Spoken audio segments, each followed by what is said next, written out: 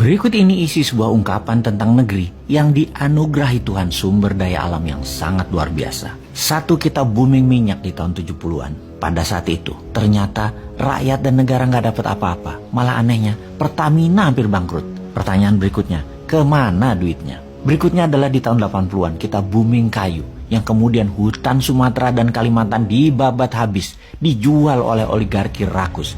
Rakyat dan negara juga nggak dapat apa-apa. Pertanyaan berikutnya, pada kemana sesungguhnya duitnya? Yang ada hanya lingkungan hancur. Dan kalau hujan sedikit aja, langsung banjir, tanah longsor. Berikutnya adalah di tahun 2000-an. Kita booming lagi, mineral, batu bara, dan lain sebagainya. Negara dan rakyat juga nggak dapat duit apa-apa. Kecuali lingkungan jadi hancur di semua daerah. Dan yang lebih nggak masuk akal lagi, 95% eksportirnya tidak punya NPWP alias tidak bayar pajak. Sungguh, sebetulnya Tuhan itu sudah kasih kita beberapa kali kesempatan atau rezeki besar. Tapi kita nggak becus mengelolanya. Hanya segelintir manusia yang dekat dengan kekuasaan serta penguasa saja yang mendapat manfaatnya. Fakta data yang lain lagi kita jelaskan.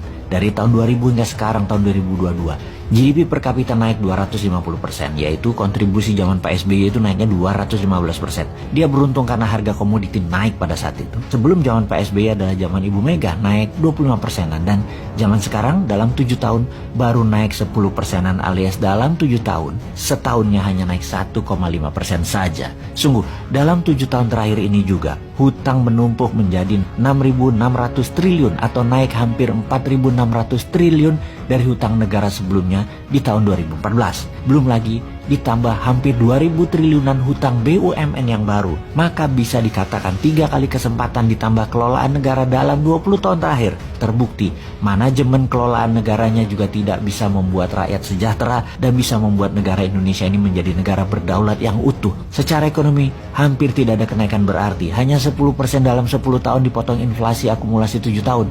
Ya minus lah negara Indonesia ini. Semua ini karena apa? Karena sistem bernegaranya kah? Karena sistem politiknya kah? Atau individu pemimpinnya? Atau orang-orang di sekelilingnya yang tidak mampu? Banyak memang sudah dilakukan, infrastruktur benar dibangun. Namun BUMN yang membangun kok bangkrut? Sesungguhnya rakyat jadi dapat apa? Sama dengan 3 peristiwa besar yang telah berlalu. Boom minyak, boom kayu, boom tambang. Zong semua buat rakyatnya. Oke, kita bahas manajemen bernegara sekarang. Kita diskusikan soal subsidi BBM yang dicabut, di mana subsidi niatnya membantu namun ternyata membuat rakyat manja yang sudah kronis dimanja selama 40 tahun lebih akibat subsidi. Dan ternyata di sisi lain kita tidak dapat apa-apa juga setelah memanjakan rakyat tersebut. Lalu 1 tahun ini subsidi BBM dialihkan. Kita dapat sekitar 350 triliun yang digunakan untuk membangun jalan kereta api double track di seluruh Indonesia, namun belum menunjukkan berdampak pada percepatan pertumbuhan ekonomi juga. Terdapat fakta lain lagi, yaitu ternyata hutang negara juga meningkat tajam. Adakah solusinya, wahai kaum New Mind? Ya ada. Begini melihat masalah dan peluangnya. Kekuatan bangsa Indonesia salah satunya adalah kekuatan alam mineralnya. Baik yang ada di atas permukaan tanah yang kategorinya food atau rempah atau spice, juga yang ada di dalam tanah yang disebut mineral. Oleh karena itu kaum New Mind mempunyai roadmap. Di awalnya berupa inisiatif.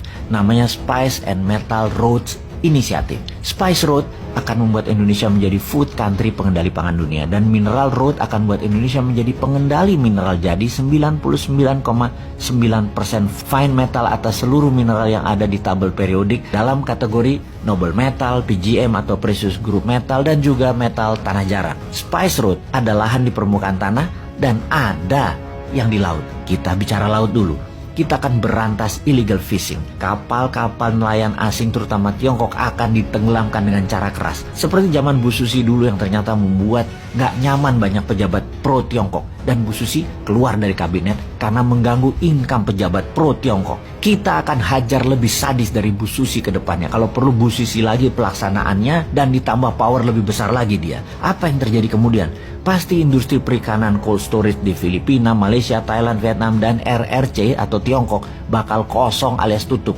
Orang mereka nyolongnya dari Indonesia. Lalu dengan dibuatkan kapal nelayan serta dimodali dengan kapal berbunga 0%, akan ada 500.000 kapal motor baru nelayan yang membuat 30 juta masyarakat laut yang hidupnya bergantung dari hasil laut, pendapatannya bakal naik 3 kali lipat dari saat ini. Jadi berani nggak ambil peluang tersebut?